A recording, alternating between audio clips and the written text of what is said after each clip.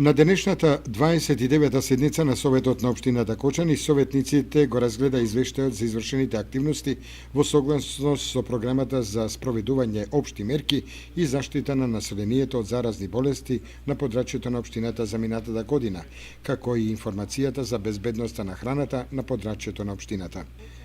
На дневен ред се најдоа и информацијата за санитарно-хигиенската и техничката состојба на предучилишните и училишните установи и јавната општинска установа детска градинка Павлина Велјанова, како и извештаите за успехот и работењето на општинските основни и средни училишта во првото полугодие од учебната 2014-2015 година. Советниците на денешната седница дадоа мислење на програмите за екскурзија на основните училишта Раде Кратовче, Крсте Петков Мисирков и Свети Кирил и Методи. Ја разгледа информацијата за малолетничката деликвенција на подрачјето на општината,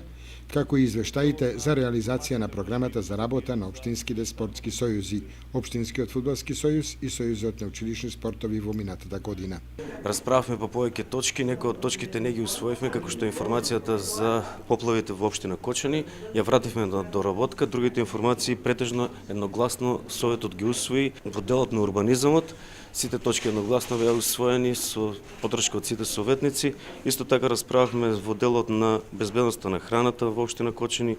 санитарно-техничките, хигиенските и техничките состојба во училиштата. И сите овие точки беа прифатени,